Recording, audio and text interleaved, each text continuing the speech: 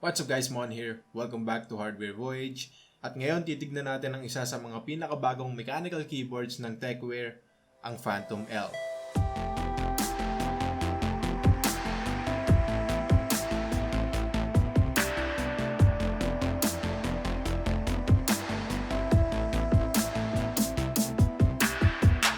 Alright, sa loob ng box meron tayong keyboard, braided USB-C cable, keycap puller, switch puller, and 4 extra switches just in case na magkaproblema sa ibang switch.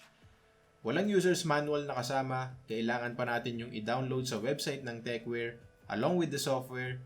But first, let's talk about the design. Kung mapapansin nyo, medyo manipis tong Phantom L for a mechanical keyboard, and that's because it's low profile.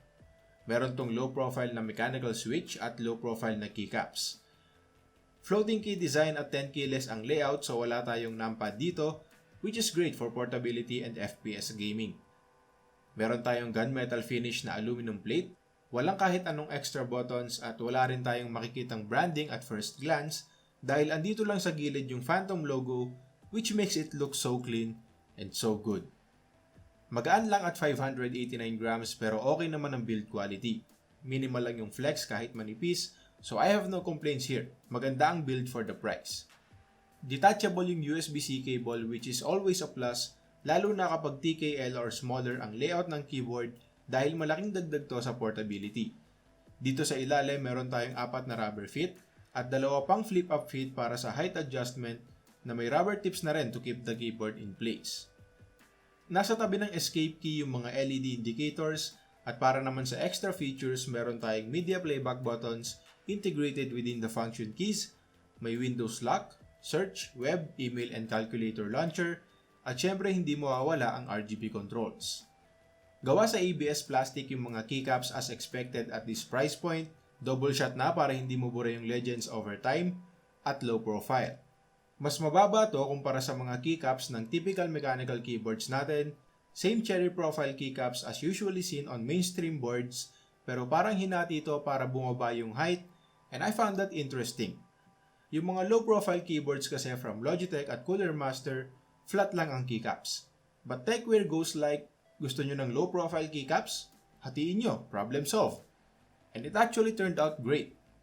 Bumaba lang ng konti pero familiar pa rin yung feels since cherry profile pa rin naman to, and that's a good thing. Kaya lang, yung font style. I don't know pero hindi ko talaga gusto ang ganitong font. Sobrang pang gamer kasi ang dating, meron pang mga box sa letter S at down arrow key, but hey, kung ganito ang gusto nyong font, then good.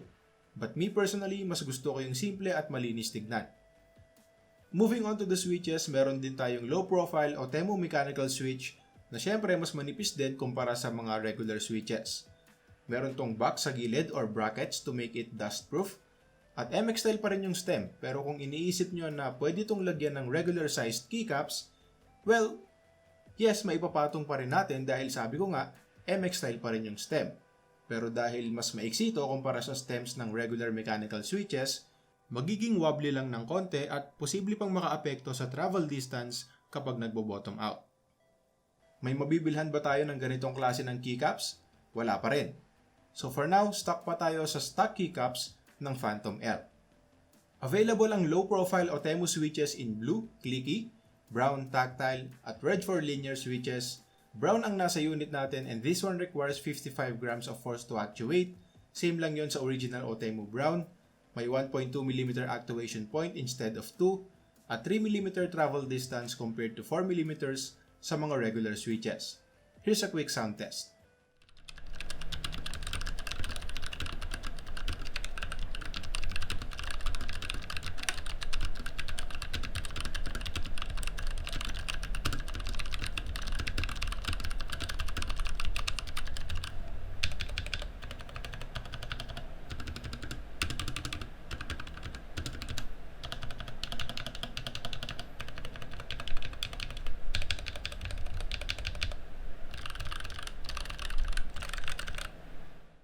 Nagustuhan ko yung switch. I think these are great for both gaming and typing. Mas maiksi kasi yung actuation point so mas mabilis tong nagre-register kumpara sa mga regular mechanical switch. Pero dahil same lang sa original Otemu yung force na kailangan para mag-actuate, hindi naging problema sa akin ang mga accidental press. Mas tactile din to kumpara sa Cherry MX Brown, pero hindi kasing scratchy ng original Otemu Brown. So I think it's a great switch overall. Hot swappable na rin yung board, ibig sabihin pwede nating palitan yung mga switch kung sakaling masira or mag-iba tayo ng preference. However, limited lang ang options natin dahil low profile Otemu switches lang din ang pwede nating ilagay dito. Now for the software, simple lang. We have macro recording, custom profiles, game mode para i-disable ang Windows key, and RGB controls. Maliwanag yung LEDs, wala namang issues, accurate yung colors at meron tong 18 lighting effects.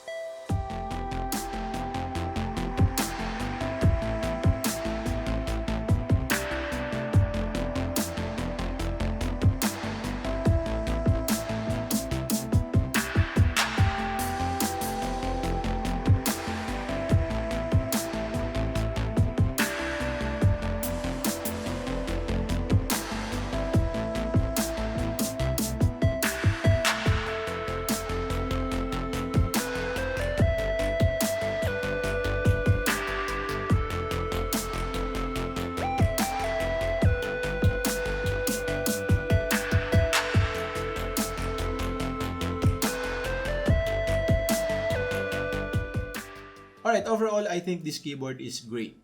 Ang gandang keyboard nito for 1,800 pesos. It's well built, hot swappable, may detachable USB Type-C cable, the switches are good, it's low profile so manipis at sobrang portable, it's comfortable to type on, and the stabilizers are great. Yes, hindi tayo tinipid ng Tecware sa lube, so Tecware, if you're watching, keep doing this, great job. So, considering the price, ang hindi ko lang nagustuhan dito ay ang font style. Sana sinimplihan na lang yung font to match the minimalistic look of the board, lalo na't wala pa rin ganitong keycap replacement na available sa market natin ngayon. Pero kung okay lang sa'yo yun dahil hindi naman talaga yun big deal, gusto mo ng low profile mechanical keyboard na abot-kaya, at kung itatanong mo sa akin kung sulit for 1,800 pesos, yes, get this. Tecware Phantom Low Profile Mechanical Keyboard. Alright, that's all for me. Kung nagustuhan niyo yung video, subscribe. Leave a comment naman kung meron kayong suggestions at request. Once again, I'm On. Thanks for watching Hardware Voyage.